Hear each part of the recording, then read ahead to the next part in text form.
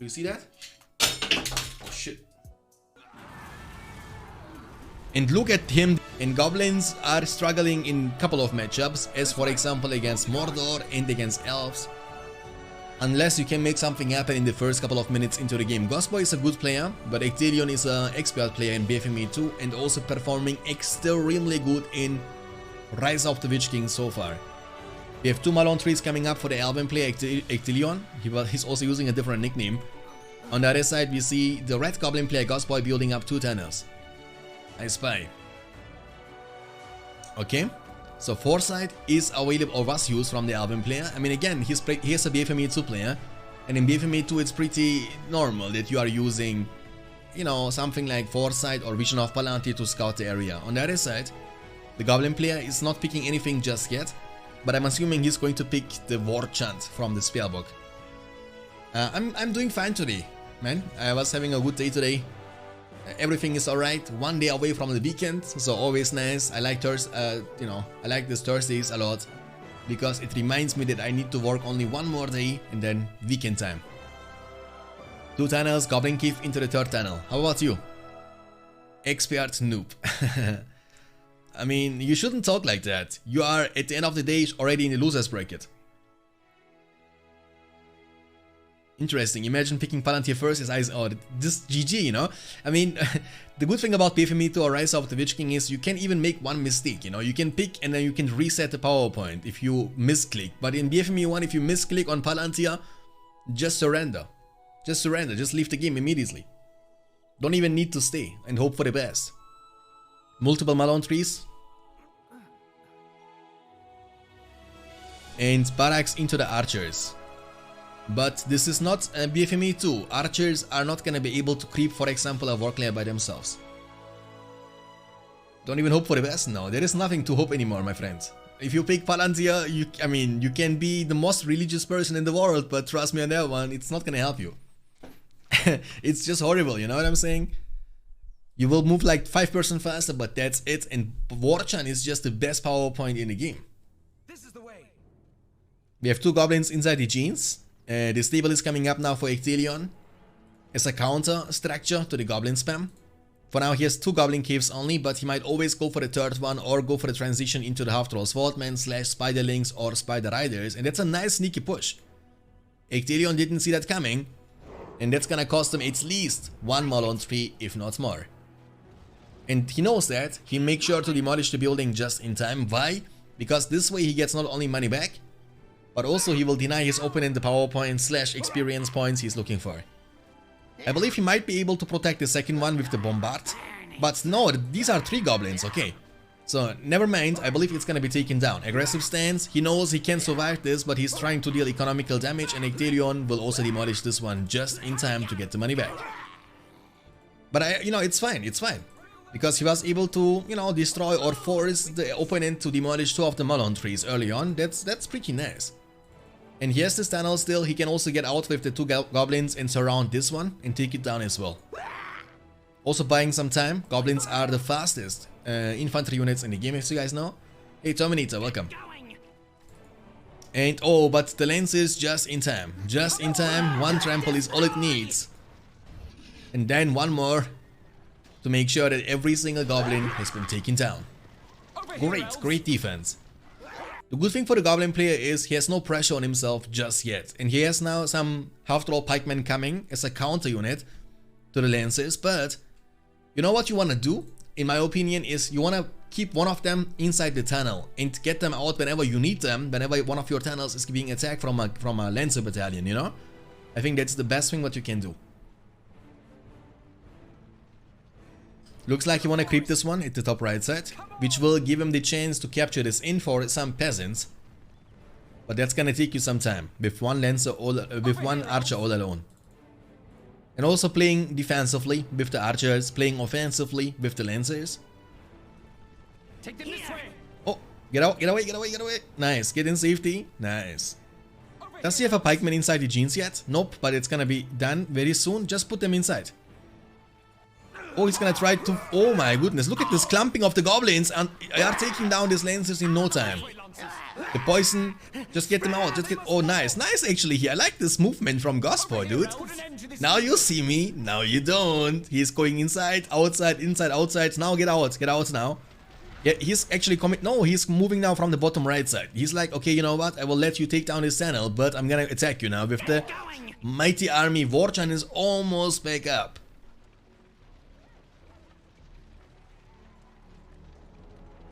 Stronghold, Warlords, I want to try it. It's more than amazing. I've not tried that one time yet. Can't confirm or deny.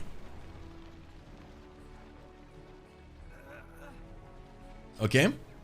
I mean, ideally you want to wait for the war chant, but I think he was not patient enough. And goblins are faster, so that's why this unit is not able to keep up. But if he can take down this one in time, it would be nice. Hey Scarlight. Hello Shanks, always love putting your stream on when I work. Hey man, thank you so much. And also thanks for being here. And Topi, guten Abend, schön, dass du hier bist. Welcome to the stream.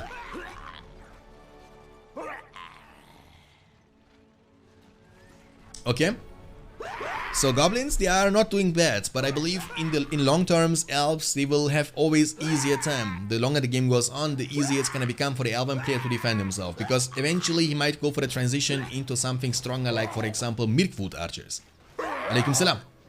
Taki, welcome. The Malon tree has been taken down as well. 600 command points available for goblins. Fissure is level 1, 2 goblin caves, but I believe Spider Pit level 2 could also be very useful. Especially also against the Lancers, you know, because Spider Riders, if you don't know, are anti-calf units by themselves. They are gonna be good against the Revendel Lancers, for example. Or what you can always do is go for Shelob. There is the Golem. If you get him, you know, you can get the one ring and then bring it to the fortress, save for 10,000 resources and recruit the mighty Lord of the Rings himself, Sauron, of course.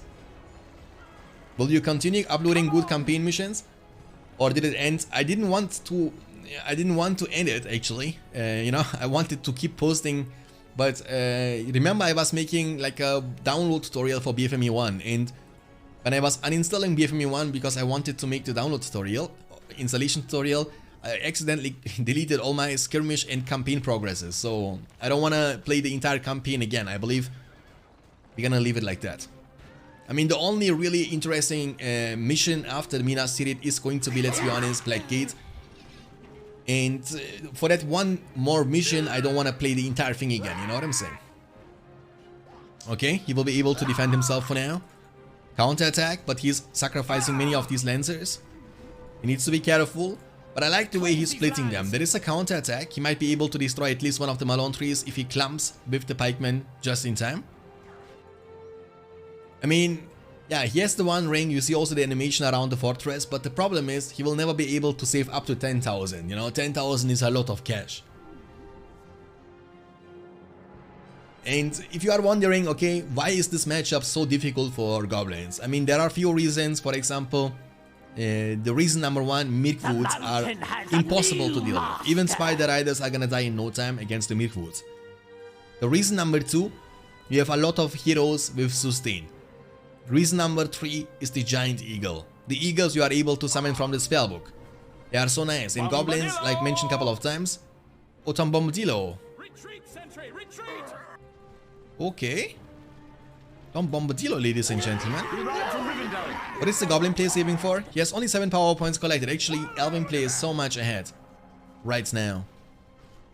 Level 2 tunnel is getting clamped on. He has nothing inside the genes to keep this one protected. And unfortunately for the goblin player, Ghostboy, this is gonna be taken down. He will also be losing this one. Tom Bombadil is doing a phenomenal job. Azog should be around this area to protect this tunnel, but it's too late now. And remember, also Tom Bombadil is able to knock you down on the ground 24/7. Like he's a great anti-hero himself. Didn't watch for some time, so I'm out of date on what patch version is this? 2.02 beta? 2.02 beta 14. Jakonic. I want to know, I tried to download BFME1, but I don't find GameZip you speak about in video when you show how to download BFME2. I don't know where I found GameZip for BFME1. Can you tell me, please? What do you mean? Like, it's in the description down below. Like, if you download the first file, which is gonna be a zip file, and you unzip that, extract that, with 7-zip or WinRAR, you need to download either one of these programs, 7-zip or WinRAR. Without that, you won't be able to find the zip file. Azok level 3, boys, means money, money, money every time he kills enemy units, but I believe, look at the minimap in the meantime, the map is looking all blue to me, like the Albion player has complete control of this game. After all, pikemen are tanky, but they are not tanky enough, as the statue is coming up for some damage and armor boost for the nearby allied units for Ecthelion. Ecthelion is shining bright like a diamond after having a rough start into the game by losing 2 of the Malon trees, but I believe the Lancers were just in time. Maybe he should not commit too many of these half-troll pikemen and get Spider Riders on the field instead, but once again, it's a tough matchup for Ghostboy. It's a really tough matchup for Ghostboy. So with that being said, losing this matchup, we can't blame him for. And also, that's a best of 5 series, so you are able to come back from this, lose, trust me. No problem, dudes. Why is gambling disabled in this match? The gambling is always before the match starts. You had 2 minutes time before each game starts to bet on the outcome of the game with your channel points, and not of course during the game. Imagine if the gambling would be available right now. It would be I mean, imagine that. Like, it's like when you see all 5 digits from a 6-piece lottery, and it's not called gambling anymore. You need to gamble before anything is known, anything is shown, you know? I want to see you later on. I mean, the goblins are struggling, is gonna call it GG. And Ghostboy, the Turkish player, has been unfortunately defeated. The first game is gonna be won by Ecthelion, as we're gonna jump right into the game number 2. Mordor is a scaling faction, so if you are sacrificing your early game but trying to become strong mid to late game, it can work out pretty nicely. With that being said, I believe as Mordor you need to play a bit more defensively early on. Not exclusively defensively, no. You can always try to create some sort of pressure on your opponent, but most of the time you need to make sure to get through the early game, which is not the greatest for Mordor. We have 2 furnaces coming up for the Isengard player, and on the other side the Mordor player Ghostboy is building up 2 slaughterhouses into the first Orc pit. So Orcs against Uruks, Orcs have no chance. Orcs against Wildmen of Dunland, Orcs have still no chance. Isengard player has a couple of options here. As for example, you can start also with the Warg Pit or with the class setting.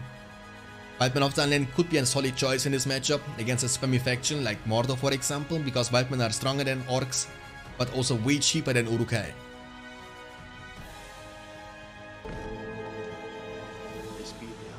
Soul Reaper 7, thanks for the follow, appreciate that. Hope you're gonna enjoy your stay. Welcome to the stream.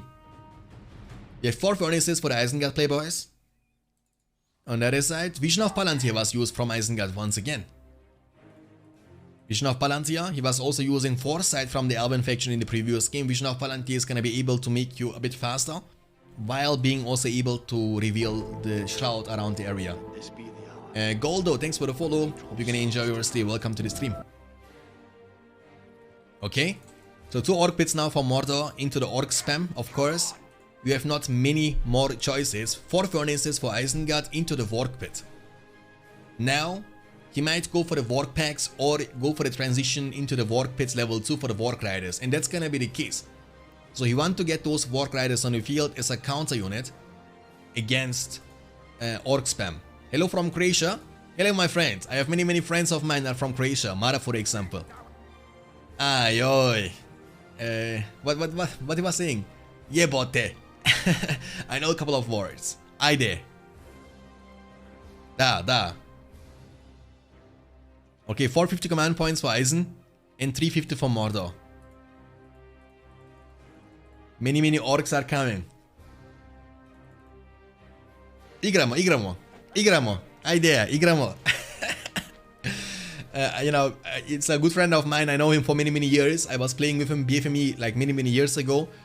And we are still in contact in voice chat. We are playing from time to time League of Legends, and he has a cousin, he's also from Croatia, and when they are coming together, guys, the Croatian guys, they are going crazy, you know, when they start arguing, you only hear like, ajde, jebote, davai, not davai, da, igramo. They are going crazy, you know. Alright, one of the furnaces has been taken down, and there is the Uruk pit at the bottom left side. Isengard will have the War Riders just in time to keep the second one protected. Regards from Serbia, both you, Neighbor and Shanks. Hey, welcome. We have the greatest curse words. Yo, you know, the guy is always like, when something happens, if it's good or bad, doesn't really matter. He's like, yo. Yo.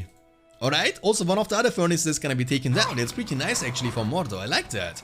But he isn't prepared for this. Uruk-hai are coming from the bottom side. However, remember Isengard was opening with the Vision of Palantir, and you don't want to miss the buff. This slaughterhouse might be taken down, but I believe he might be able to defend at least the second one. Haradrim Pad is level 1 only. Palantir has been used on the Uruk-hai. Many more orcs and also one Easterling is around. With the Easterling he can actually kill this and this furnace. Because the Uruk-pit is so far away from the main base, the units are not gonna be there in time. And the War Riders, they need to avoid fighting the Easterlings at all cost. But he was not paying attention. It looks like you want to give up this slaughterhouse for no reason. No more Lancers any soon. What's the Palantir buff? It makes you more, I mean pretty similar actually to our BFME1 Palando. Movement speed boost 15%. And also shroud, you know, reveals a shroud. I mean exactly like in BFME1. This one has been taken down as well. I mean, this one could have been saved actually from Mordor, you know, but he was a bit lazy. Alright.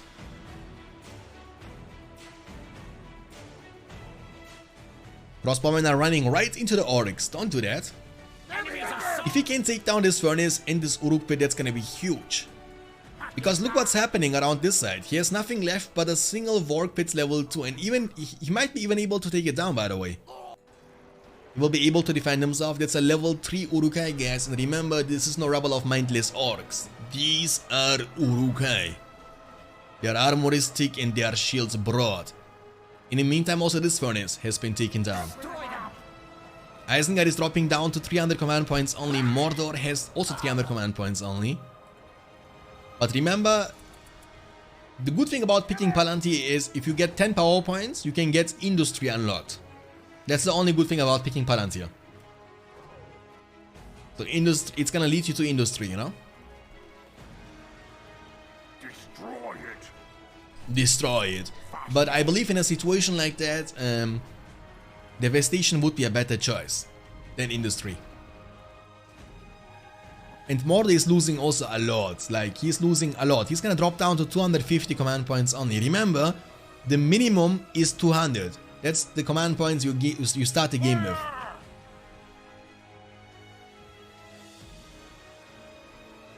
Okay, I will be used from Mordor. He has also the chance to pick the Warchan now. But Isengard was expanding in the meantime around this side. He has 400 command points collected now.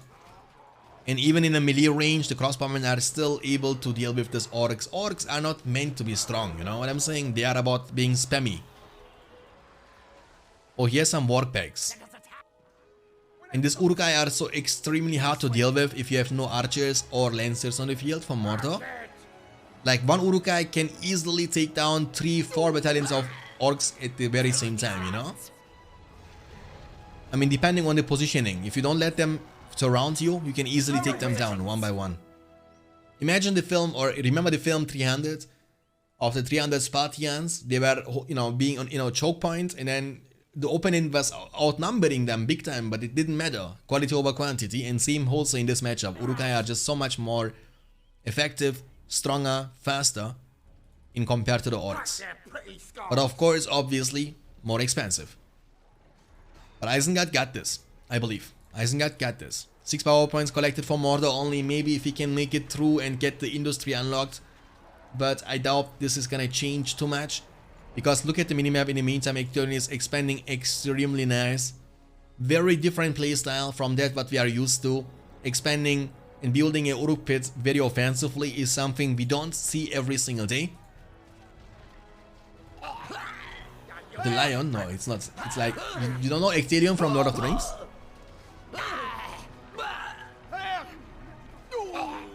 It's nice to see some Uruk action, yeah. Uruk-hai. Oh, he's going now for a big attack, boys. Oh, that's gonna be tough to defend, am I right?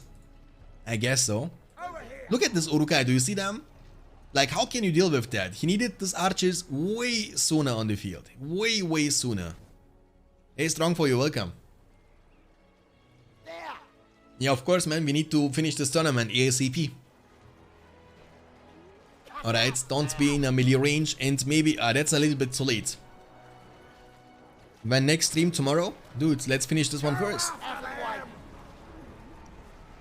Are you asking your boss when he's giving you money? When next money? When next salary? Next month. Why in such hurry about the tournament? It's lasting now for a while. You know what I'm saying? It's lasting for a while. It's a 16-player tournament only. We should have been finished with this one, so we can go and make something else. You know what I'm saying? When it comes to get those games done, I'm a person. I feel like, you know, when there is a tournament running, everyone should be kind of motivated to get his games done, and unfortunately most of the time I'm disappointed.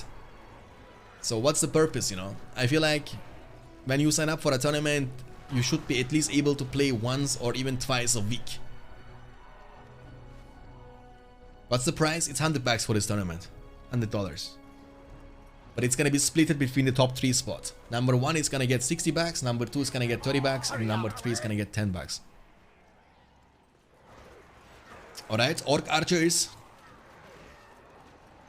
He was using, like, that's what I'm saying, you know, Vision of Palantir leads you to Industry. He's gonna use it on the furnace behind. Siege works now for the Battering Rams. Mordor has also Industry, but the problem is he has trouble to keep those slaughterhouses protected. That's the biggest problem he has. But that's a very early siege weapon thing, you know what I'm saying? This might actually cost him a lot if he loses these Rams. Mordor is trying to get some money, and just use this ASAP, just use it. I think he's gonna use it on this one. By the way, you can also use it on a building when it's in the building progress, you see that? You could still, you know, you could use it right now on the slaughterhouse. Run for cover. Okay, nice trample into the crossbowman, I like that. That's gonna force Isengard, if nothing else, to recruit some pikemen to counter these lances from Haradrims. Hey G-Boy, welcome. I'm fine. I believe everyone in the chat is also fine. I hope at least. He also needs some more Easterlings now to defend himself. I heard Kinderschokolade with banana. Kinderschokolade is nice, dude. I like them. Don't let me think about that now. I don't want to go upstairs and grab myself something to eat. I don't have any Kinderschokolade there, but maybe something else. Okay, he finally was using Industry on this one. Pretty good. The furnace here is gonna be taken down, that's not bad. Nice clumping with the Lancers. He has no Easterlings around though, so he needs to be careful. And there comes the Isengard army, boys. But he has no pikemen, oh my goodness. Get the Lancer now. Palantir, oh, what is the Ram? The Ram is actually doing a nice job. The Easterlings, the Orc Archers are dealing no damage to the Ram. But he has no pikemen. Like 2 Lancers here, imagine that for a single second. He's gonna use Eye of Sauron. Isengard was playing without a buff or leadership all game long. Lancers are coming, but they are badly damaged, and there comes the Warg Riders.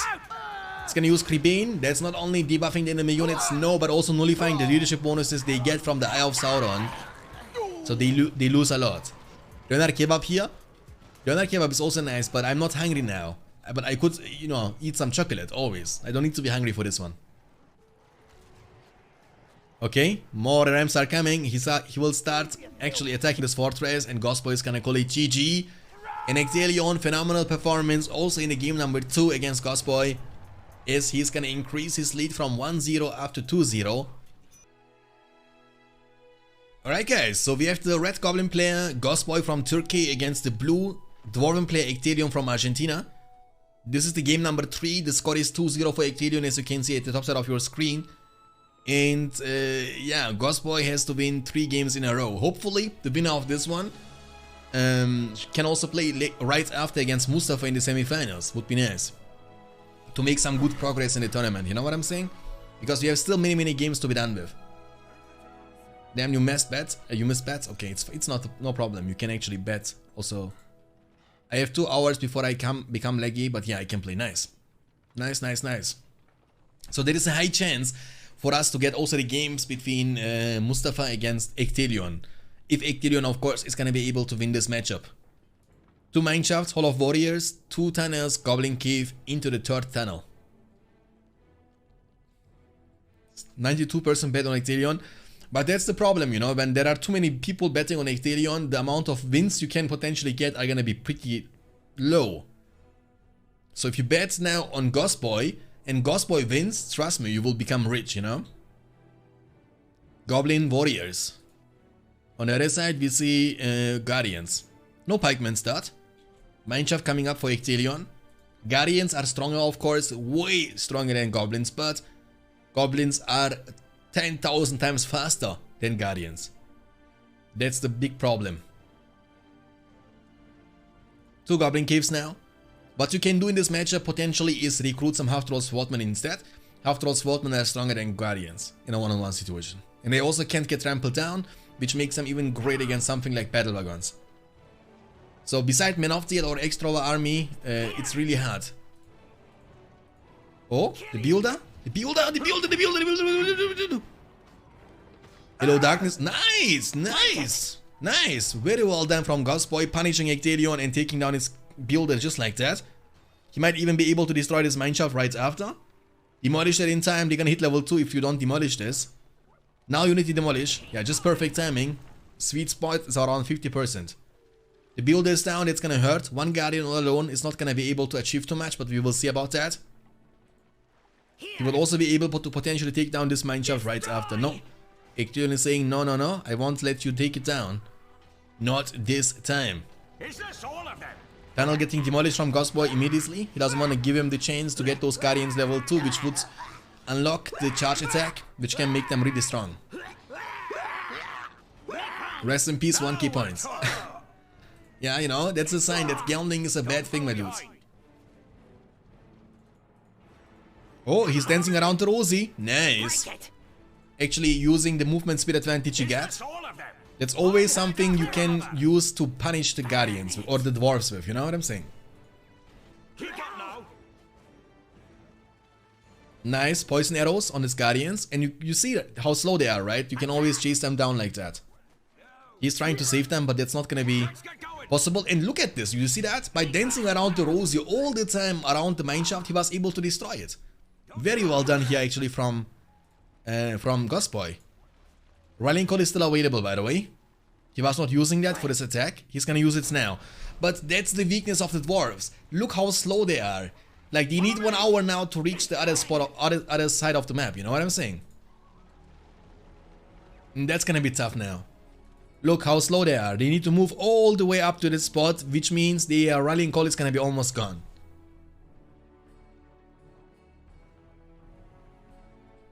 Okay.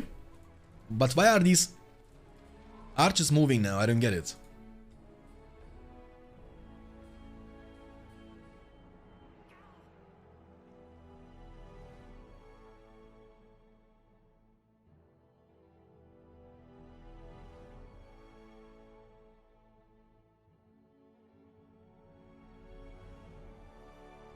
Okay. Half-Troll Swordman now. Now it's a different story, guys. Knock it down. Okay.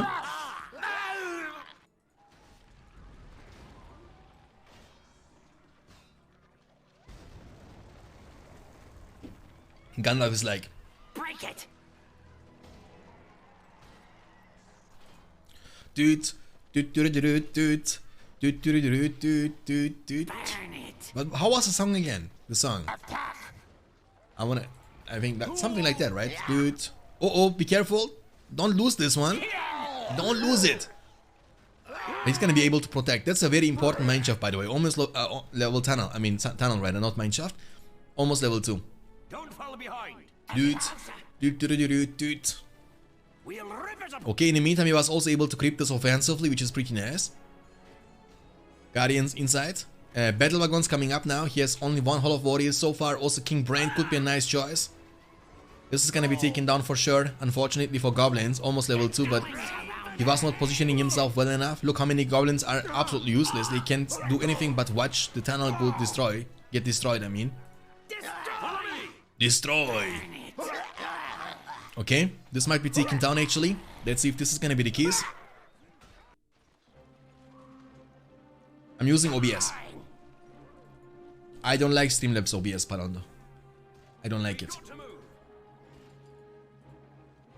I did use it though for like 1 year. The first year of me streaming I was using Streamlabs OBS because it has some good things about, you know, over OBS, because, you know, with Streamlabs OBS you can install all your widgets and all the overlays pretty easily, but you can see my stream has almost no overlays, right? So there is only one scoreboard and that's it. I feel like OBS is just like much more advanced. Oh, this one is gonna be protected for now, that's nice. That's a huge goblin army though, but Battle Wagon's gonna punish him big time. If Goblins doesn't win early game, he will lose lead. Exactly. Oh my goodness, they see me rolling. They hating. Riding dirty, boys, riding dirty. And you know, the Battle Wagon is so unique because when he tramples you, it's like a splash damage. It's able to hit multiple units and he's bursting, like it's a burst damage, you know? Banner on this one. You need cave bats now if you want to be able to win this fight. Without cave bats, it's gonna be impossible to win. Then the Guardians have double buff, you know? Oh, he might be able to take it down eventually. Battle Wagon, where are you, my friend? Get inside and get out. This one is gonna be still taken down, I believe. Look, the Battle Wagon coming now. Beautiful trample. You see that? You see the splash damage? It's like how it's able to hit multiple units at the same time. When it's not slowed down like that. I got Streamlabs because a friend recommended it to me, but as someone who has used OBS before, OBS is much more straightforward. Yeah, easier. You know, also the user interface. I like. Oh, heal was used just in time. I like the user interface from OBS also much more. Streamlabs OBS has so many useless stuff. Azok doing a nice job though. But OBS is, like you said, straightforward. Easier to use and also easier to understand what's going on. Get in closer. Okay. He might be able to protect this one for now. PowerPoint wise. 9 power points collected. He might go for the Spider Ally summon soonish.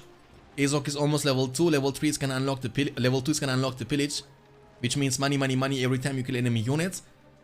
And dwarves have 550 command points as well. He was forced to go for the heal to save the Battle Wagon earlier. Rallying call is available for dwarves, but Spider Allies can actually be quite efficient. He has to avoid fighting this half-troll pikeman. If they touch you one time, you're gonna lose your Battle Wagon in no time. Extrovers now, that's great. Extrovers are actually quite efficient against goblins. But this mineshaft is gonna be still taken down. In the meantime, it looks like Ecthelion is gonna try to creep the troll layer at the top right side. He was using Rallying Call for this one. Very interesting choice. You don't need to use Rallying Call, one pikeman is more than enough, but maybe he was confused because the creeps in BFME2 are way more, way stronger in compared to Rise of the Witch King. And once again, Ecthelion is normally a BFME2 player, who is also, you know, participating in this one. He was using Spider Ally summon now. Many spiders, and even spider links. The mineshaft level 2 is gonna be taken down. If we can also take down this mineshaft, it's gonna be huge, guys. Huge if we can take down this one. And the spider summon deals massive damage to the buildings too. Azok, once he's level 4, has the great battle reach, which will help him to destroy this one. But you need to avoid taking free damage from the fortress and from the extrovers. Does he have rebuild? Yeah, he could go for it, but he's not gonna do that. The mineshaft has been taken down. Only one mineshaft remaining from the beginning of the game, and I believe he might even have the time he needs to take it down. But it looks like he doesn't want to overcommit. Azok is running for his life, but it's fine. Once again, dwarven units are extremely slow, and they will never be able to chase you. Okay? In the meantime, you know, dwarves are dropping down to 475 command points only. The battle wagons, they need to be careful. He has one of them with banner, and the other one has no upgrades just yet. Remember, heal is on cooldown. So what is good against battle wagons? Definitely half-troll pikemen. Maybe even spider riders. Oh, that's a bad trample. Bad decision. Never mind. Actually, he's not taking any damage from the trample, and he will be even able to get away. Very well done. The problem is they can't heal up over time, you know, these battle wagons. You can only heal them with the heal now from the spellbook, or they need to get at least level 2 if I'm not mistaken, maybe even level 3. Correct me in the chat if I'm mistaken or wrong. That's a big commitment once again. And does he have War Chant? Yeah, War Chant is available. If he uses War Chant and takes down this mineshaft, that's gonna be a huge achievement for Ghostboy. Now goblins are talking, boys. Goblins are now shining bright like a diamond. Almost 6 power points collected for goblins after the war chant and after the spider ally summon. Thanks for the follow. Laflarına dikkat et birazcık. 6 power points almost collected. Almost 10 power points now. Azog is using the Great Battle Reach. Oil Bottle will be used to deal damage over time on the area with the fire on the ground. He has now the power points he needs for the Hobbit summon potentially. That's gonna be also his choice. Great Battle Reach is still active. Battle Wagons, they need to be careful. Hobbit summon will be used defensively, but I believe he will be losing this level 2, almost level 3 mineshaft regardless. And using the Hobbits defensively too. That hurts. Guardians at the ready. Guardians at the ready, yeah. 2 power points collected after the Hobbit summon, but it's fine. Azog is gonna get in safety, level 5. And, you know, using this defensively is always a bad sign. Now he has to make something happen with the counter attack. Rallying Call is almost back up. He has a Spider Pit level 1 for the Spiderlings, but not Spider Riders just yet. Mustafa, can you play after this one? Because the winner of this series, Mustafa, is gonna face against you in the semifinals. So if you wanna play, let me know in the chat. And we can get your games done right after. Nice. Alright guys, you heard Mustafa. After this series between Ghostboy against Ecthelion, we're gonna get to see between the winner of this series against Mustafa in the semifinals. Okay. Battle Wagons can do some work. They have double buff right now. These units, by the way, they were rallying called, and they have the banner from this Battle Wagon, which means they are dealing 83% more damage. They have also 83% more armor. Spiderlings are also great counter against the Battle Wagons, if you don't know. They are faster, and they can chase you down. That's why you need to be careful. Be careful with the Battle Wagons. You see this damage output from the Spiderlings against that? Nice body blocking with the Pikeman though. That might be enough to save the day. Heal is on cooldown, don't lose him. I think he's fine, Nice, nice. Actually, nice counter attack. Azog is fighting against hobbits from the Shire. Looks like they're gonna be able to get away. Hey Tempt, welcome. The one with the well is only healing the allied units around him, right? But is he able to heal himself too? Yeah, he's able to heal himself too. I'm assuming he's healing, right? Level 2 Battle Wagon now. 500 command points for Ecthelion. And 650 for Goblins. But he has 2 Burrow expansions. So he's also down to 500. Remember, each of these Burrow expansions is able to increase his command points by 150. And look at this Battle Wagon with the Extrovert / Pikeman, you know? Very effective and super hard to deal with, but he has almost 15 power points collected. This Azog is a Hobbit killer, guys. He's running them down. You see that? Look how scary he's looking like. What a poor design for this dude.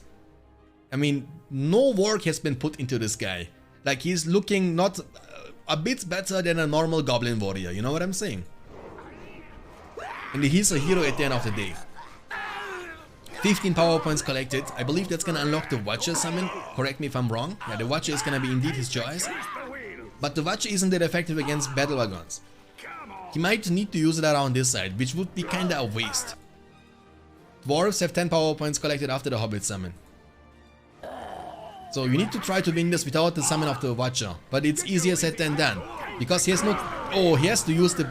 One of the Battle Wagons has been taken down, but that's fine. The Watcher has a long cooldown, boys. And trust me, Ecthelion is quite happy by baiting the Watcher off in a situation like that. It's no lose there for Ecthelion. Azog looks so pleb, yeah. And the problem is, look him eating. Yum yum yum, looks like meat's back on the menu, boys. The Spider Allies will be used once again. You know, you trade for like 2 extra overs plus a Battle Wagon or the Builder. Not the Builder! Or the Builder is going down, boys. Actually, Ecthelion is now making mistakes over mistakes. Imagine Watcher being used a bit more offensively, but I believe he had to use it because this army was so strong. With leadership plus 2 Battle Wagons for the heal, it's hard.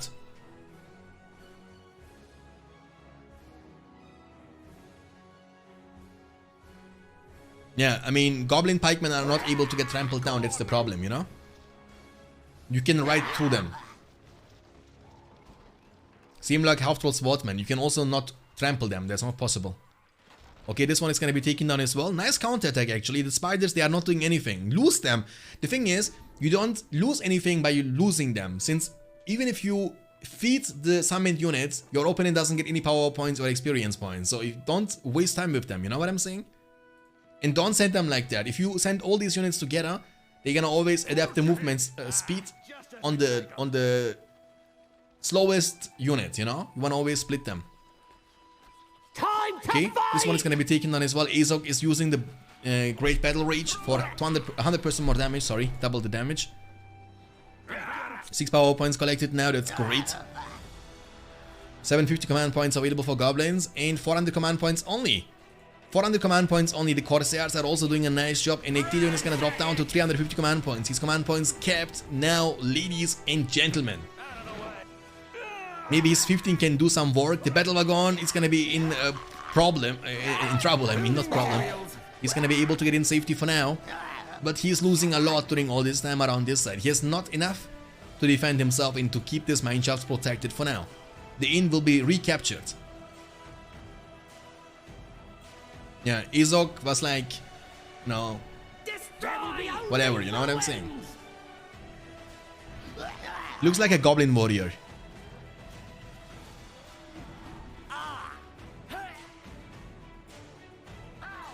Since when you are streaming with webcam? Since a while now actually, since I have a webcam.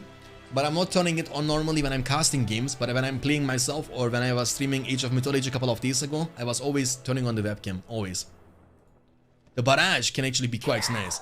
Let's see the barrage, you know, where is the perfect place to use the barrage on, guys? Maybe here? What do you think? Maybe here?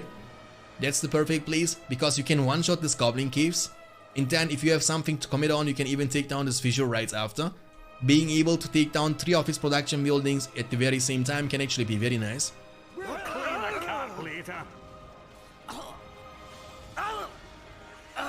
Okay. Will he be able to defend himself now? Yeah. He's fine. Corsairs are getting trampled down. Spider Riders finally on the field. And this might be one of these games in we might potentially see the summoned dragon from the Goblin faction, boys. Azog, level 6 now. Crack the Whip is available for the experience to the units. Spider Riders, Spider Links not possible, but Goblins and Afteralls. So almost every single unit actually is able to get experience from Azog.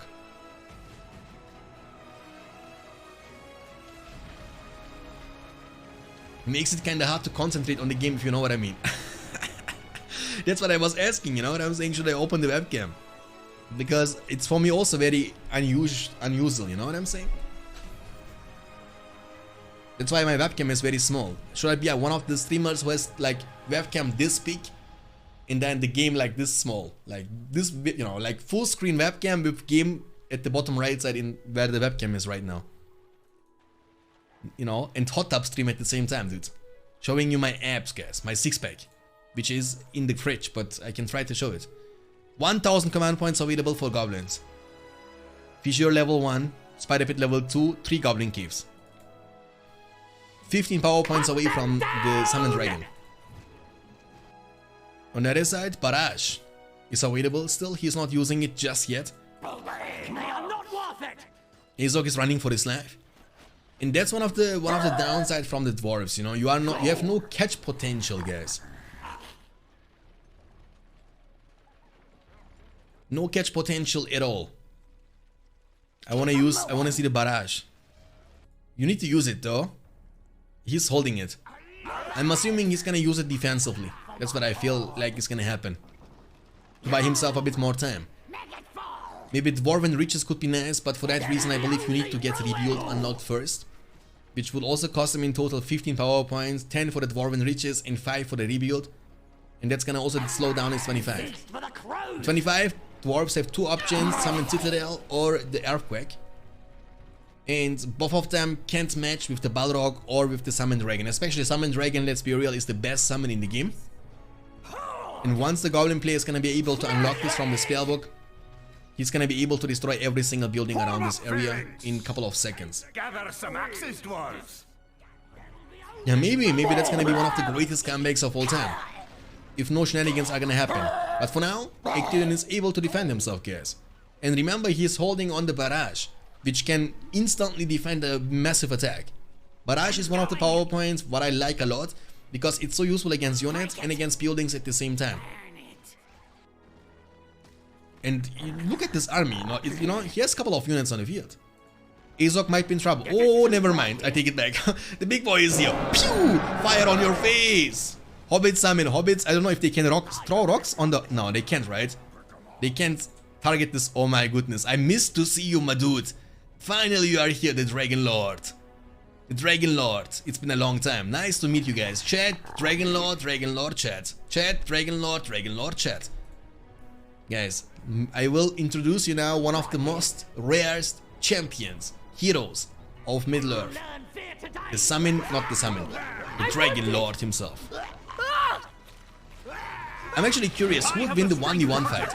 Drogoth, the Dragon Lord, or Smaug? Oh, but this dude, this guy is a Dragon Slayer. Let me tell you this much. This guy, once he's level 7, boys, it's over with the Dragon Lord. It's over, but he's only level 1. Look at the Dragon Lord. Look at them. Throw rocks at them, hobbits! But they can't. He's trying, I swear to you. He's trying to throw rocks on him, but it doesn't work this way. You know what is a great counter against this dude? Extroverts. Or Man of Tail with the Barbed Arrow Shot. Barbed Arrow Shot is a burst also. Look, Frodo Baggins, guys. He's getting bullied. The ring bearer himself. Frodo. Come on, Frodo. I got you, Frodo. Run for your life, Frodo Baggins. Where is Gandalf? With your hairy feet. Run, my dude. Okay, the Dragon Lord is forced to peel back. Actually, he's low. He can't commit anymore. And Barrage, oh my goodness. This is gonna be crazy now. Fiesta, watch this, boys. Watch, you don't want to miss that. Trust me on that one. Barrage is coming in clutch now. And the level 3 tunnel or level 2 tunnel raider has been taken down. The fissure is going down almost with one single shot. The damage output is crazy. On your face. But we have Gorkil, the Goblin King, another beautiful design of a unit. But he has at least an original weapon. This picture is looking so awful though. Look at this picture, dude. What is this picture? That looks so funny. Reform the unit. Advance.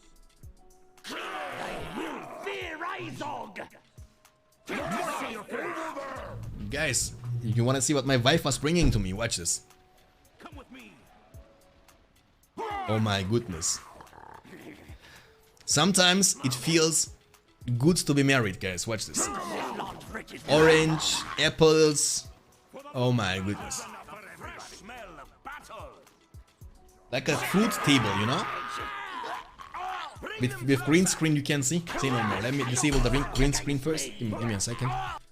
Because you need to see that before it's gonna be gone. And trust me, it's gonna be gone very soon. So let me... Look, watch this now. The lights are also... Wait. Let me turn off this light. Do you see that? Oh shit.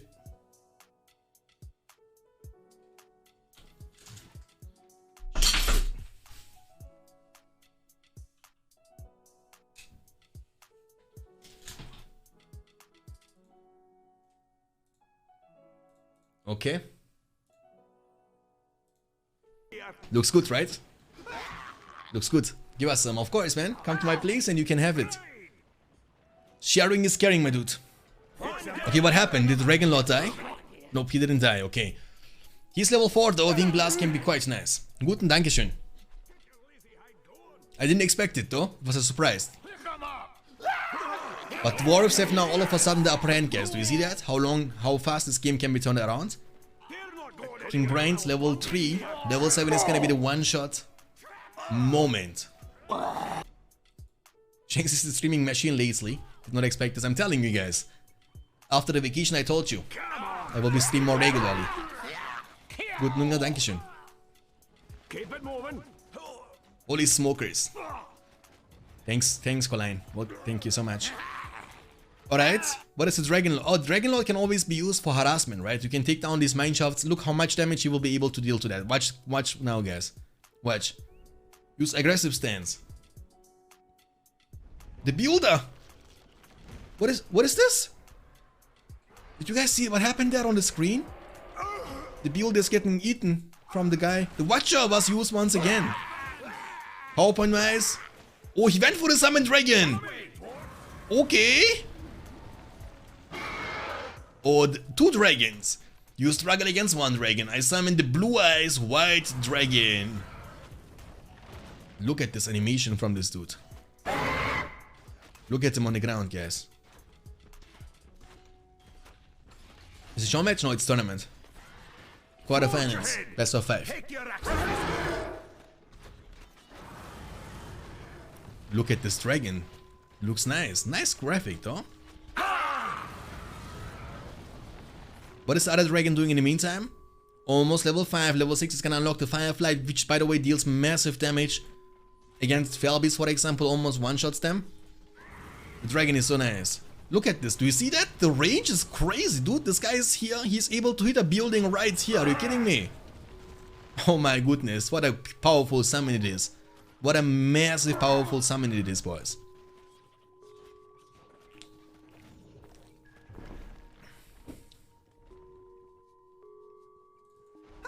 Okay, the Battle Wagon is gonna be taken down as well. What can man do against such a reckless hit? Balrog is more fun? No. Balrog is weak. I have seen Balrog getting one-shotted from Arvin's Flood. that was fun. That was fun. That was fun to watch. You have seen Balrog getting summoned, Arvin is coming using Flood and almost one-shots the dude. Nearly, I swear to you, 80% health was gone with one single Flood from a hero which cost you 1000. Still Balrog have more skills? True. But the thing is that every single basic attack from the Summoned Dragon is as effective as when Balrog is breathing fire breath. Because fire breath is all about hitting multiple units or buildings at the same time, and the dragon is able to do that alone. Almost level 6 though. Level 7 is gonna be a one-shot moment, I'm telling you that much. How long for his 25? Oh, he's far away. He's far away. He has also lost every single production building, boys. No more battle wagons, no more units. That's the reason why he has to summon the hobbits. Hill of Galadriel was used. Samwise the Brave, Mary Poppins and Peregrine Took are trying to defend hobbits. But they are not gonna be enough. Hey Zero, hi, welcome. Hey May, welcome. BFME 1 Balrog is powerful, yeah. I mean, Battle for Middle-earth, 1 Balrog is able to win you the game single-handedly. You know what I'm saying? You summon him, you can destroy the entire base. But also Army of the Dead of BFME 1 is much more powerful than the Army of the Dead in Rise of the Witch King. Way more powerful. You can't kill them, I mean, they are unkillable. Like, there are few units, for example, Balrog can only be killed either from Army of the Dead or Gandalf can kill him. Eagles can hurt him a little bit. And trebuchets with Firestone, that's it. Aragorn too. But no units can ever hurt him. Like, you can have maximum leadership, but you can't take him down. Army of the Dead is unkillable from units. Can only die to the magic damage. From Balrog, for example, from Aragorn with Anduril Sword. Or to Gandalf with the Word of Power. But normal units can't hurt them. Almost level 6, boys. And Ghostboy has to be careful once this dude is hitting level 7, but another builder from Ecthelion is gonna be eaten alive by the Dragon Lord Drogoth. And what is the dragon last thing he gets? Dragon Summon. I mean, this dragon from this level 10, it's gonna be like a rain of fire kind of thing, you know? So he breathes fire on the ground, and he's able to hit multiple units or buildings at the same time. If only hobbits could throw rocks into the flyers too, at least when flyers are near ground. I believe you can do that, but you can't target them. Like, if you throw rocks to a different unit and the dragon is flying by at the same time and your rocks are in mid-air, you can hit the dragon. And even catapults or trebuchets can hit them. Giant coming for the siege. Gloin is on the field. The ability deals no damage against single target. He will be able to defend himself. Look, the power points are rising, boys. He can even summon the big boy very soon, the dragon. Not the dragon, the Balrog, I mean. The demon from the ancient world. Hobbits would miss anyway. Did somebody count dying builders? I don't know, I've seen at least 3. Oh, and Ecthelion knows he can't win this game anymore. He's gonna just leave without saying GG, boys. Alright, So we have the red goblin player, Ghostboy, once again on the goblin faction like in the previous game, and this time he's against the blue Isengard player Ecthelion. Last game he was playing against dwarves. Let's see if he can also win against Isengard.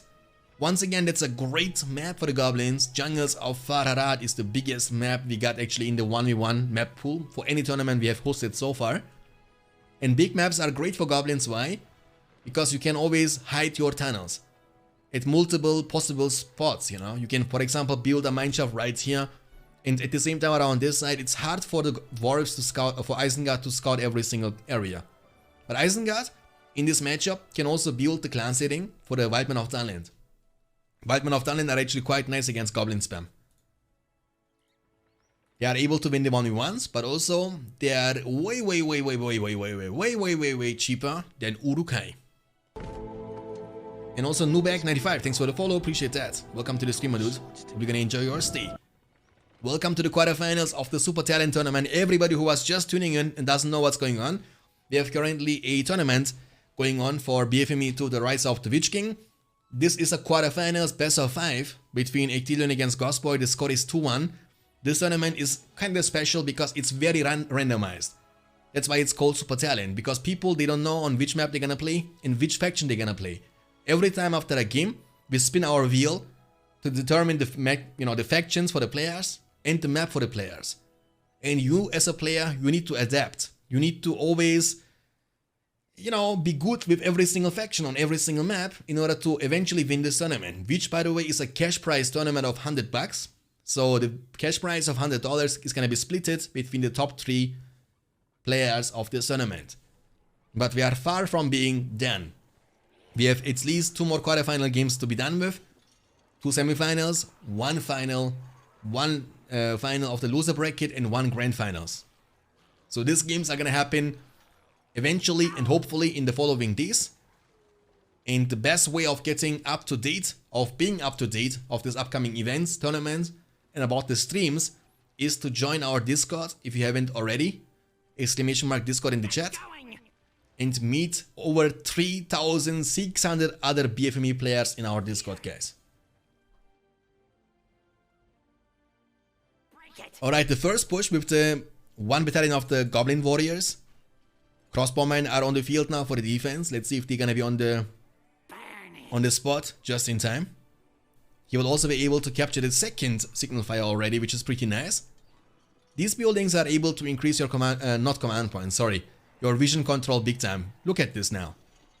After getting this, watch the vision now from the Goblin play, guys. Watch. Pew, you see that? He's able now to see half the map. And Goblins can always invest 500 resources only to get the cave pads upgrade on the fortress, which also is gonna increase your vision control big time. He was able to defend this one actually by using the bombard ability. Very well done from Ecthelion. It was pretty close, but not close enough. Goblins were also not using War Chant for this attack. 2 Goblin Caves and a Spider Pits level 2 is incoming already for Ghostboy. I like the way he's expanding though. He's not expanding offensively just yet, but he's building multiple tunnels around the bottom left side. Like a network of tunnels. And he can actually, even if he loses one of them, he has another one really nearby, and he can always try to commit. No background music? We have background music.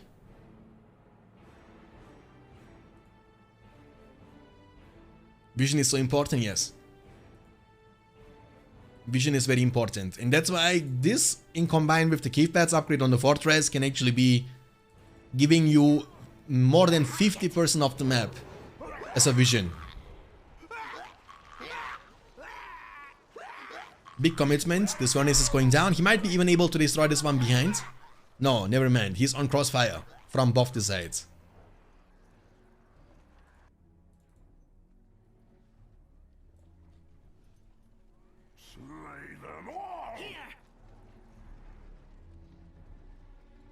Okay.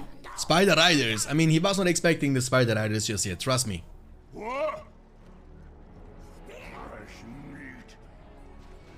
It needs a couple of tramples because Urukai are tanky. Take him this way. What is that? Maybe flower? Flower? What's happening? Are you shaking? Fast Spider Rider, yes.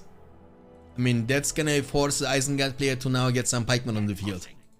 Also, the Spider Riders are gonna be a nice counter to the Warg Riders. What Isengard can do against that is get Sharko on the field. Sharko is a great, you know, mounted hero who is gonna be a great counter to the Spider Riders by himself. Okay, he will be able to find this tunnel at the bottom left side. He has 3 goblins inside, but it looks like he doesn't want to take the fight here.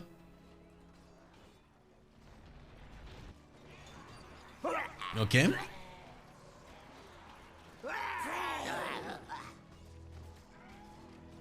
I mean, look how tanky these pikemen are. That's crazy. They are able to sit there like a boss and tank not only many goblins, but also Spider Riders at the same time.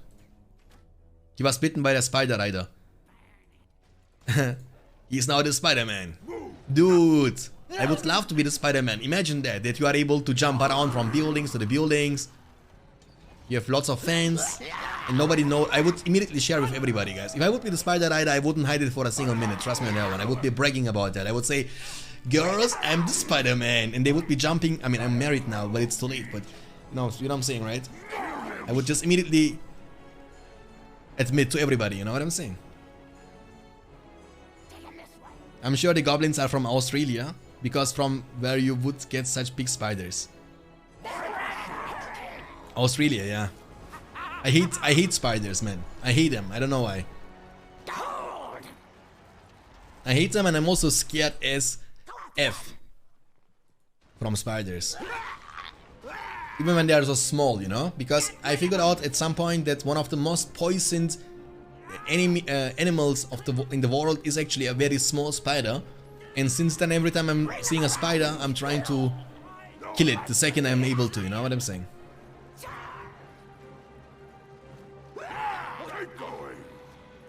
Sharku? No, not Sharku yet. How about Shelob? Do you like her? Nope. Hell no. Dude, when Lord of the Ring was released first, I was like 12 years old. And I believe I was 13 when they released the Return of the King, in which you see the Shelob. And I was so scared, dude. I was in the cinema. I was so scared of seeing how big she was. And I was having nightmares of her for many days. I need to be honest, guys. I hate her. As long as she's not nearby, I don't hate her, but I don't like spiders. Alright, goblins are quite behind now. Actually very behind. We have 550 command points for Isengard and 525 for goblins only. But he has not accomplished what needs to be accomplished, and that's fighting for the map control and expanding all the time. Keef pads. Or Kribin, rather, not Keef pads. Spider Riders are running it down, don't do that. The thing about the Spider Riders is they are so expensive, they cost 600 each. Maybe get a Scavenger from the spellbook, which means money every time you kill enemy units. At my region there is almost no poisonous spiders, we kinda like them, help to decrease population of mosquitoes. Yeah, I mean, look, every time I'm having arguments about this kind of stuff, they are always like, yeah, but we need them for this and this for this, you know. Come on. I'm Who needs something of a mosquitoes? spider rider myself. What? In something of a spider rider? I'm something of a spider rider myself. Nice.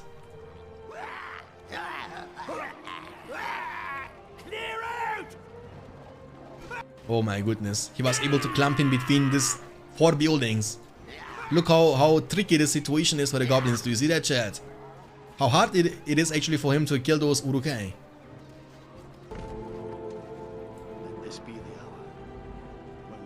Venomigata, thanks for the follow, appreciate that. Hope you're gonna enjoy your stay. Welcome to the stream. Thank you, thank you. Sharku's level 2. Goblin warriors, they are struggling. The furnace here is gonna be taken down. That's not bad. I also don't like snakes. You know these dudes? I mean, there are some dudes and you always see them on the TV. who have like spiders as a, you know, who have like big spiders or even snakes as a pet in their home, where they are living, where their family is living. And they are just grabbing the snake and trying to play with the snake. Dude, that's a wild animal. Like, it is not meant to be a pet. It is meant to kill you. And I would never ever let a snake close to my baby. Imagine that. Or how can you have a crocodile as a pet, for example? Why? I don't get it. Get a cat or a dog and it's fine. Why would you grab yourself a snake? Creepane is available. 9 power points collected. 625 for Isengard. 750 for goblins. And 14 power.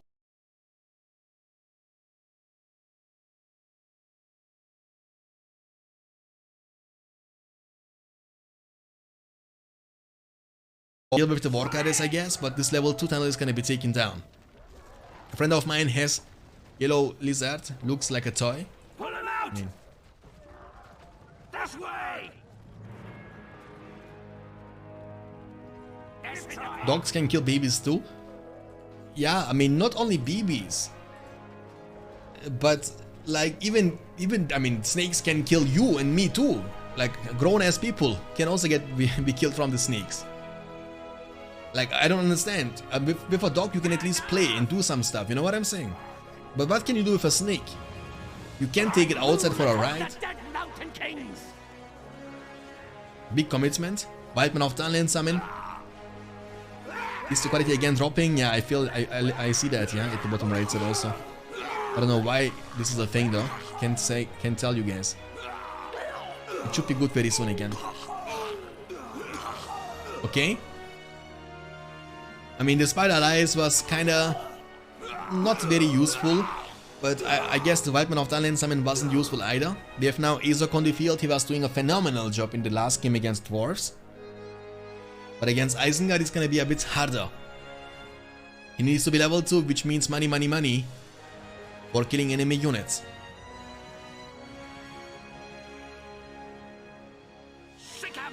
Okay, nice commitment with the Half-Troll Swordman. He will be able to find this level 2 furnace. And look at this damage output. He's gonna use Creebane to potentially save this one. Creebane is able to nullify your damage, I mean leadership, but also make you lose 25... Oh, the splash damage. And actually with the help of the Creebane he was able to defend himself. Sharku is now level 5. Has tamed the beast for the experience on the spider, on the Warcriders. And once he's level 7, the Man-Eater is gonna make him extremely tanky. It's a very strong boost, by the way. Almost as powerful as like Blade Master. You get not only 50% damage but also 100% armor, but also you heal yourself up. It's an insane heal. Like if you are like 1 HP and you use Man-Eater, you will heal up to full HP in a single second. And he's only 2 levels away from that. And on top of that, it's gonna make him so extremely tanky. 8, almost 9 power points collected after the Wildman of Dunland summon for the Isengard play. He was not going for the industry this time. 6 hundo is the command points he has right now. And he's moving from the left and from the right side at the same time.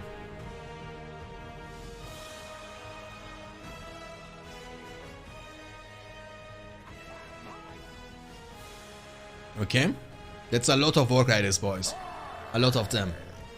And Gollum is looking around this area too. What is good against Warcriders as Goblins, either you need to get these units on the field, which are not gonna be the best units. Spider Riders are gonna be nice, but also as a hero you wanna get either Shelob or Gorkil the Goblin King when he's mounted on his Scorpion. But Shelob is gonna be a nice counter to the Warcriders, quite easily. 10 power points collected now. Yeah, he needs to get those half-troll pikemen inside the tunnels. Because the thing about them is they cannot get trampled down, which means the Isengard play can ride over them, like he does for example right now. You see, nothing is happening if you ride through them. Because they are not able to get knocked down, which makes them kind of bad against Cav units. They are only good against Cav when they decide to fight you, but when they disengage or run over you, you can't really do much. That's why maybe fire breaks can be nice. But once again, they are extremely expensive. You need to get it to level 2 first, then to level 3, and then you need to invest 1005. That's a lot of money. Let's be real, fire drakes, guys. I mean, they are dealing a lot of damage, yes, I can't argue about this one, but they die so fast against anything which can shoot. And even crossbowmen are gonna be able to kill them in no time, you know what I'm saying? Look, the money from Isengard. Devastation was very helpful. He might even save for the Saruman now, for 3k. And goblins have almost a chance to go for the Watcher. But not yet. Spider Riders, they need to make a move. Chase down those Warg Riders already. It's a big fight, big commitment. They are not doing anything, the Spider Riders. Azog is creeping slowly but surely. He's level 4 now, has great battle rage unlocked. There comes Lourdes now, is an anti-hero. Once level 4, this Azog won't be able to move. And the Spider Riders are being chased down. Once again, Sharku is a great counter hero to the Spider Riders. And goblins have no sustain in their kit unless they get to level 2, which can only be accomplished by building the armory. Unlike Mordo, for example, which can be, purchase the banner from an Orc Pit level 1, goblins can't do that. You need to get them to level 2 by buying the banner. That's a Wildman of Dunland summon from the Goblin player, which is a very interesting choice. I did not see that coming. That's gonna slow down his 15. To be honest, I was expecting him to go for the Watcher instead. Maybe the Watcher, let's be honest, isn't the best thing against Warg Riders, but even potentially Darkness could be a nice choice. Which player is Isengard? Isengard is Ecthelion. And also the colors are matching with the scoreboard. You see blue is Ecthelion and red is Ghostboy. Firmendo. 850. 9 power points almost collected. That's a Uruk-pi that's gonna be taken down. Tainted Land was used from the Goblin player, which also is gonna give you the buff of the War Chant. Palantir is available for the Isengard player to scout the area potentially.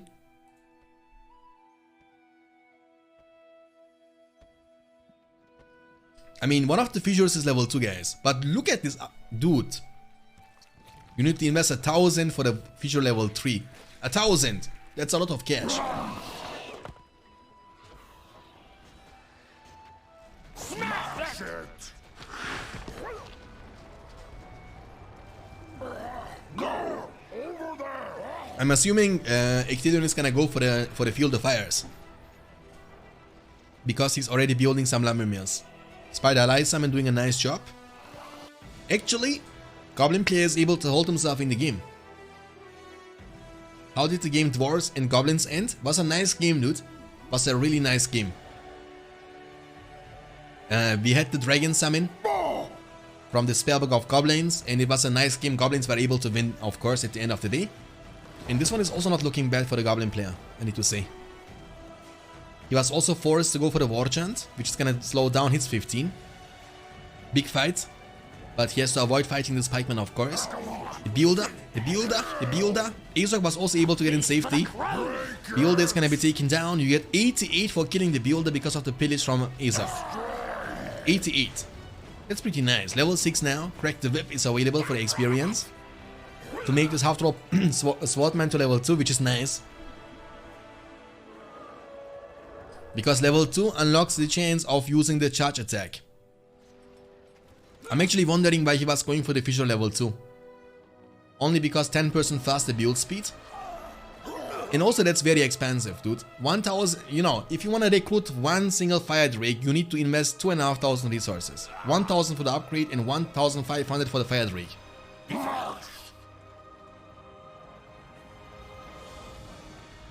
And sorry, 2,800, because you need to upgrade this one from level 1 to level 2 first. Which also gonna cost you 300 and also a bit, a lot of time, of course. I'm assuming Ecthelion is gonna go for the Field of Fires, which is gonna make those, say it. No, 300. 300, you see? Level 2, 300. Okay, big fight. I mean, once he has the Field of Fires, 70% more money from the lumber mills, Isengard will be rich, like rich, and you will get the chance to get Saruman on the field, to potentially even buy upgrades on his units, so everything is still possible. But you need to get the Field of Fires, and look at this harassment at the very same time. The Warg Riders with Sharku are doing a fantastic job. Where are you, orcs? Where are you, orcs? Oh, Azog is taking down Lourdes in no time.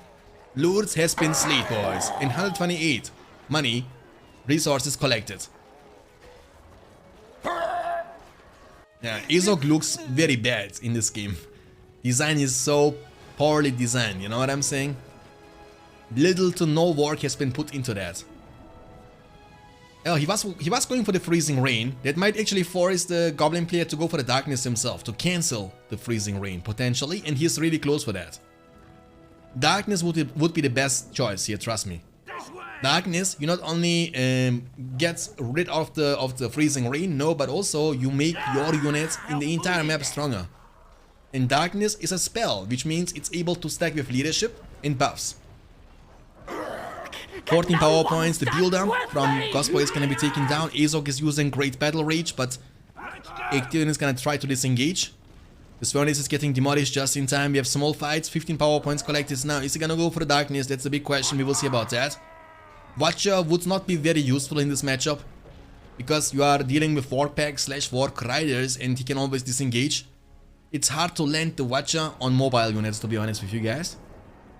16 power points collected. Devastation was used one more time.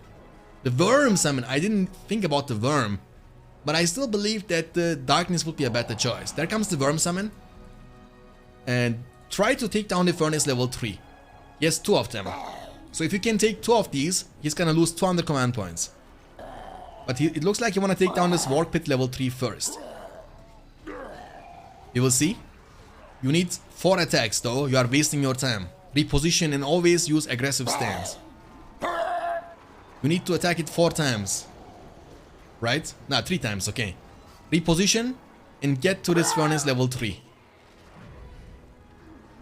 That's the perfect choice. Destroy this one now, at least one of them. Look at this damage, do you see that, guys? That's a level 3 furnace, by the way. Only needs 2 hits. The builder is getting... Oh, nice, nice. The builder is down, the Warg Pit level 3 is down, and the furnace level 3 is down. You know what? This worm was already worth it. But the counter-attack of the Warg Packs, that's a bad fight to take. Look, the power points are rising to the sky from the Goblin player as he was killing many of these Warg Riders / Warg Packs. And big commitment of Waldman of Dunland against the level 3 furnace. Not only is he able to burst it down, but also he's stealing so much money. In Isengard, boys, is dropping down to 625 command points only. He's down a builder. He lost 2 level 3 furnaces, and he also lost his level 3 Warg Pit at the very same time. Best of 5? Yes, best of 5. And after this one, we're gonna have a best of 5 in the semifinals too, between the winner of this series against King Mustafa. But first of all, we need to finish this, and if Ghostboy is gonna be able to win this game, the final game, the game number 5, is gonna be the deciding one. Who is moving on and who is dropping down to the losers bracket. Remember, this is a double elimination tournament. 12 power points collected after the Worm Summon for Goblins, and we have 17 power points collected for Ecthelion. 17, that's a lot. 17, that means he's only 8 power points away from the 25, which can be the Dragon Strike or the Dragon Summon. Ecthelion is still in the game, boys. Is still in the game. And so is the Goblin player. But these Warg Riders are doing such a phenomenal job for Isengard. They have been harassing now the Goblin player since ages. It's for us. Azog, 18 power points, and he's gonna get more and more and more and more. Sharko is almost level 10. He was not reviving his lords, by the way. Clan setting now, level 2. Level 3 upgrade is gonna income. Also here to make to speed up the production speed, but also make this buildings tankier. And they're also gonna act like a tower. Every level 3 building is able to shoot at enemy units.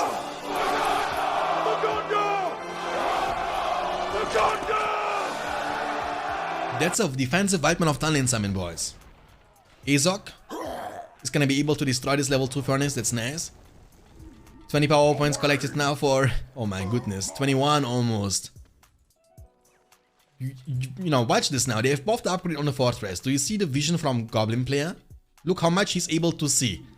You see that? Just because of this upgrade on the fortress. Do you see how OP this is, guys? How much you are able to see? That's crazy. And same goes to the Isengard player. Look how much he's able to see. Watch this. Because he has buffed it. Look at this, dude. That's the biggest map ever, and he's almost able to see the entire map. This is crazy. The Watcher was used from the Goblin player defensively. Oh, that's kinda unfortunate. That's a Wildman of Dunland summon. Big commitment against the Fissure. Level 2 Fissure is gonna get bursted down. He's also stealing so much money from him. And he's getting closer and closer for the 25. Closer and closer for the 25. Only one power point away. As the power points are rising to the sky. Goblins are 20 power points away because he was just investing his 15 into the Watcher. And I don't need to tell you that, but I swear. because you guys know how important and how impactful at the same time those 25 power points can be, and how game changing and even game winning they can be. And talking about that, there comes the Summoned Dragon, ladies and gentlemen. And look at him destroying 3 Goblin Caves in a very single second. And now tell me that Balrog is more effective. You can't. Because this guy's attacks are every time like a breath fire from Balrog, dude. That's crazy. Balrog is in some situations great when it comes to summon him underneath of an army to one-shot them like the Watcher, or against heroes with the Fire Whip, but that's it. Against buildings, and also that's the most impactful thing in the game, nobody can match the Summoned Dragon, guys. Trust me on that one. The Summoned Dragon is the GOAT, is the MVP, as Goblins are dropping down to 600 command points only. Isengard is also only 500 command points, but it's enough. Yes, the advantage now is the fortress is around 50% health mark, and Goblins have lost every single production building, which means no more units any soon for Ghostboy. But it's still a great performance from Ghostboy in the tournament. He was able to win the first round, moving on to the quarterfinals against Ecthelion. Was having a fantastic game in the previous game as Goblins against Dwarves. And it's not over yet for Ghostboy because he's gonna drop down to the losers bracket, and he will have still a chance to move on by winning games and even reach potentially the grand finals. And he was looking pretty solid. He has some time to improve, he has some time to train, and if he can use the following days wisely, maybe he can become the player he needs to be to eventually win this tournament. Okay. I mean, he's not calling it, which makes sense. It's a tournament game, you gotta fight until the very end, but he needs a miracle, yes, in order to turn this game around. And the Watcher summon was kinda questionable. That's the big problem. Without the Watcher, he would have almost his own Balrog / Dragon. And the Warg Riders are the win condition, were the win condition for the entire game for Isengard. I cannot believe that. It was looking so good for Goblins. But the Warg Riders with Sharko, they were harassing all the time and killing tunnels left and right. And cutting the resource income from the Goblins was very much needed in order to win this game. Let's go. Are you waiting for a special one, maybe Matrix 4? I mean, there are gonna be multiple new films in 2021. I'm also waiting for a new Spider-Man film. I'm assuming it's gonna be nice. Many more Marvel films are gonna be out. I'm a huge Marvel fan. I was watching every single Marvel film from the Iron Man until Thor and of course Avengers. About Matrix 4, I couldn't be that excited about that because I was watching the trailer, and for me, this guy is looking like John Wick. The same style like John Wick. He doesn't look anywhere close to the Neo we have seen in Matrix 1, 2 and 3. So I'm a bit disappointed about this one. I was, hoping or expecting him to get the same look like Neo had in the first 3 Matrix movies. And every time I watch him now, I see him now, for me this is gonna be John Wick, you know what I'm saying? Like, he looks so much like the John Wick. That's why, I don't know, without Morpheus and without Agent Smith aka Elrond in the films, I don't know if this is gonna be the same. I would love to see Agent Smith there, you know what I'm saying? And Morpheus. These 2 actors, they are a part of Matrix and you can't replace them really. Where Elrond in Matrix, I have not seen him in trailer. I don't know if he's actually gonna be inside the film. I don't think so. Him saying, Mr. Anderson, I am inevitable. Hey Joe, welcome. Agent Elrond. That's so better for the Lord of the Rings Amazon. Yeah, it's gonna take a full year now. Now, I mean, it's gonna be September 2022. So it's gonna still last like, I mean, take like 12 more months, dude. Until it's gonna be watchable. Which is a long time. Normally they wanted to release that this September into 2021, but yeah, I don't know, man. It's been announced now for a long time, but they are not even done yet. Yes, also the One Ring boys. Goblins are down a lot. Look his command points, do you see that? Down to 350. The Worm Summon. Isengard is very strong now, guys. 22 power points, almost 25. Which will unlock the Dragon Strike from the spellbook of Isengard. The Fortress is still quite low.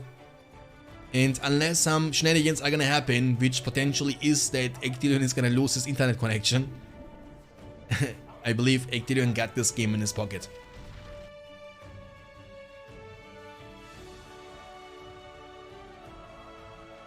One point only, yeah. Oh, that's a tough one. I mean, I'm actually feeling bad for Ghostboy because I have the feeling that this game was won from him if he would react fast enough against the Warg Rider spam. Ecthelion was spamming too many Warg Riders and dealing massive amount of damage to the economy from goblins over and over again. And goblins, they kinda let this happen, let this Charco and Warg Riders do whatever they wanted, you know what I'm saying? He's gonna call it GG, Dragon Strike is gonna be used, I believe, in the last possible second. There comes the big boy, guys. Where is he? Where is he gonna use it? Oh, he's using it on his own. Look, he's using it on his own fortress. Just for the memes. He knows the game is over anyway. GG, well played. Ecthelion is not only the winner of this game, but also winner of the series.